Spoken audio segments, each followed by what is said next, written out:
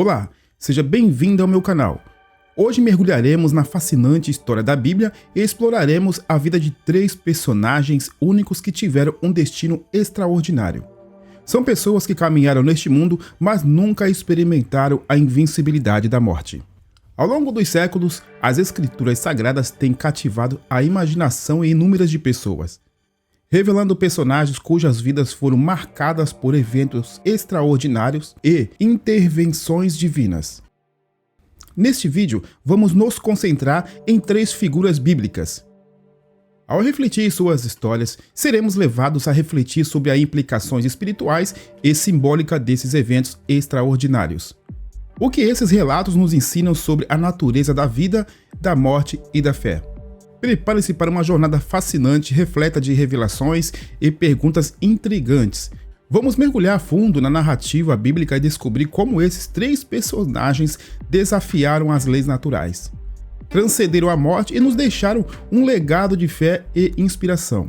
Se você está pronto para se aprofundar em histórias fascinantes da Bíblia e explorar os mistérios dessas 3 figuras notáveis, então não perca o nosso vídeo completo sobre 3 pessoas na Bíblia que nunca conheceram a morte. Então vamos lá.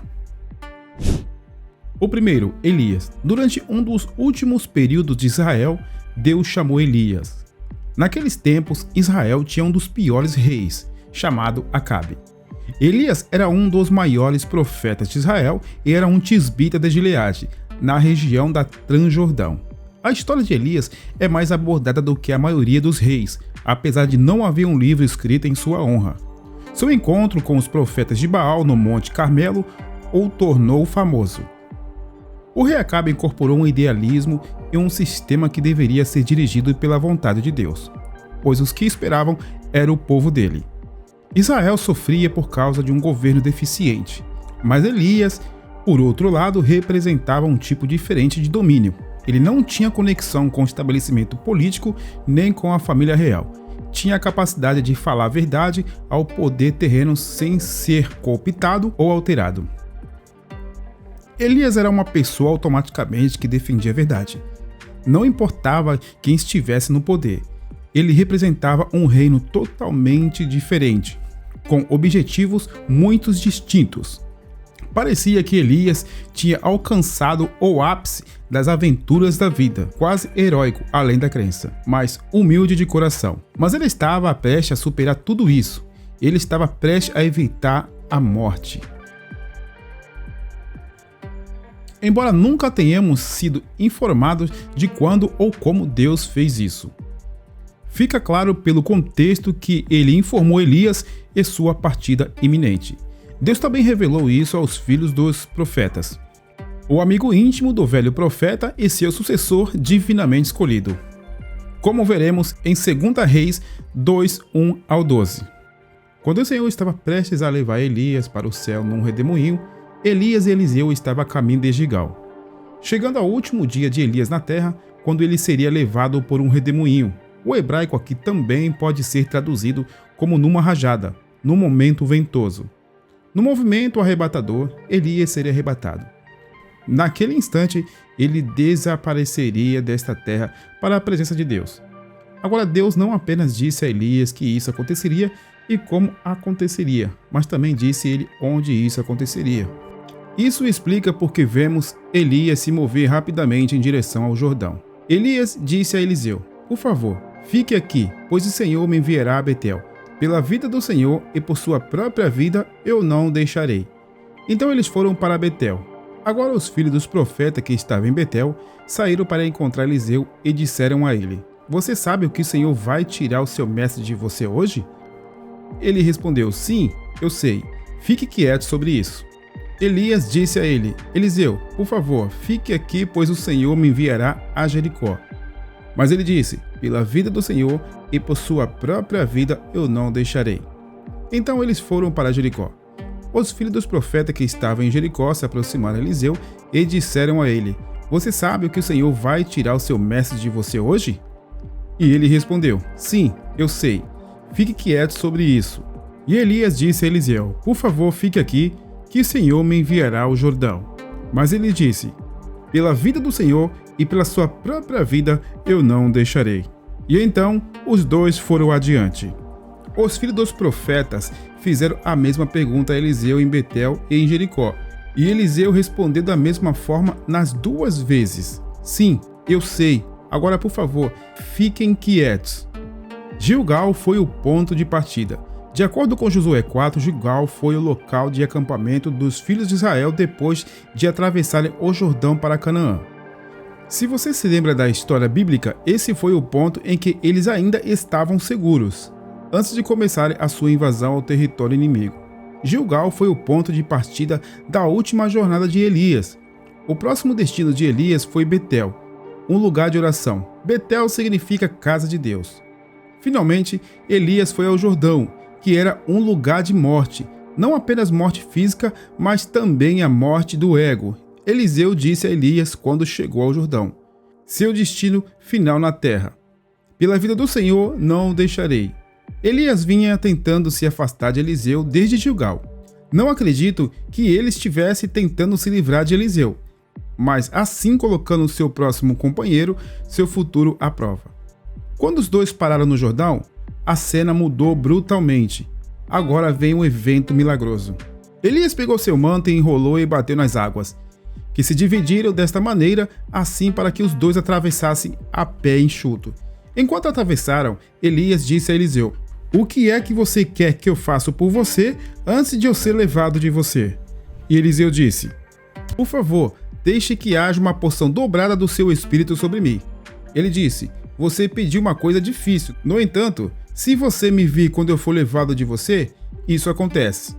Mas se não me ver, não consegue. Isso é semelhante ao milagre que aconteceu séculos atrás, quando Deus separou milagrosamente o Mar Vermelho, permitindo que Moisés e os filhos de Israel atravessassem terra seca. Neste caso, as águas do Jordão se abriram, permitindo que Elias e Eliseu atravessassem o rio a pé enxuto. 2 Reis 2-11. Enquanto eles continuam emocionados e conversando, eis que um carro de fogo com cavalos de fogo apareceu de repente e separou os dois. E Elias subiu ao céu num redemoinho. Isso é fantástico. Elias não estava pregando ou profetizando naquele momento. Era apenas dois amigos íntimos se sentindo e conversando juntos.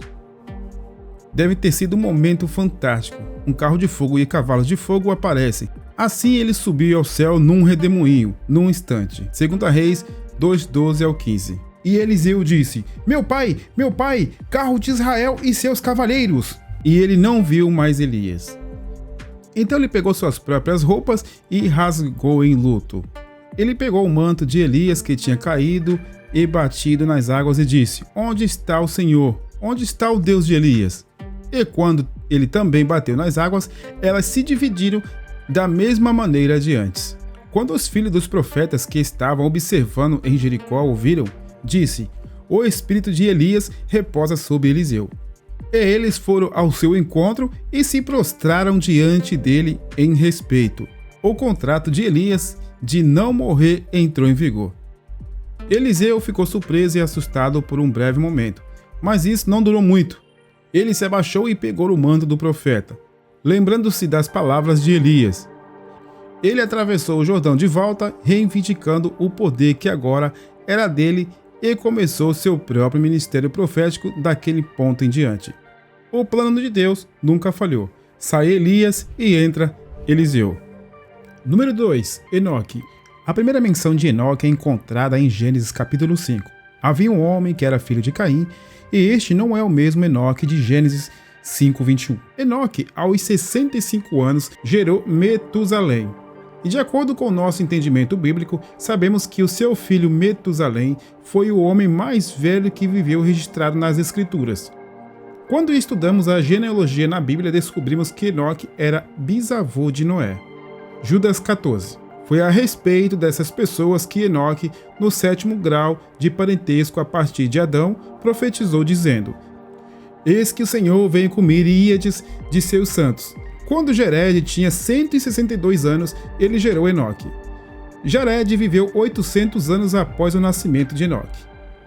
E teve outros filhos e filhas. Então Jared viveu 962 anos e morreu. Quando Enoque tinha 65 anos, ele gerou Metusalém. Enoque andou em comunhão habitual com Deus durante 300 anos após o nascimento de Metusalém, e teve outros filhos e filhas. Então os dias de Enoque foram 365 anos, e em reverente temor, obedecendo, Enoque andou com Deus. Ele não foi encontrado entre os homens, porque Deus o levou para estar com ele. O caso de Enoque foi o primeiro arrebatamento registrado, pois simplesmente Deus o levou. Talvez a comunhão fosse tão intensa que a presença de Deus envolvesse e o levasse embora. O livro de Hebreus fala sobre o homem o qual este mundo não era digno. Hebreus 11, 5, 6. Pela fé, ele foi arrebatado ao céu para que não visse a morte. Ele não foi encontrado porque Deus o levou. Pois mesmo antes de ser levado ao céu, ele recebeu o testemunho que havia agradado a Deus. Mas sem fé é impossível agradar a Deus, pois quem dele se aproxima precisa crer que ele existe e que recompensa aqueles que buscam e com sinceridade e diligência. É uma grande segurança saber que Deus sempre se preparará suficientemente, abundantemente para os seus, e cuidará de nós até que floresçamos todas as maneiras milagrosas. Pois os olhos do Senhor movem para lá e para cá por toda a terra, para que ele possa apoiar aqueles cujo coração é completamente dele. Vocês agiram totalmente nisso, portanto, de agora em diante vocês terão guerras. Assim, enquanto o Pai esbanja sua bondade sobre nós para nos ver crescer, o que ele realmente quer de nós é uma resposta honesta e despretensiosa ao amor que ele nos dá. Mas está chegando a hora, e já chegou, em que os verdadeiros adoradores adorarão o Pai em espírito de coração e interior. Na verdade, pois o Pai procura tais pessoas para serem seus adoradores. Deus é espírito, a fonte de vida invisível para a humanidade. E os que adoram devem adorá-lo em espírito e em verdade. João 4, 23, 24. Deus está sempre procurando pessoas fiéis e leais que viveram as suas vidas completamente para Ele. Esses são os vasos quais Ele pode realmente usar a manifestar a sua glória.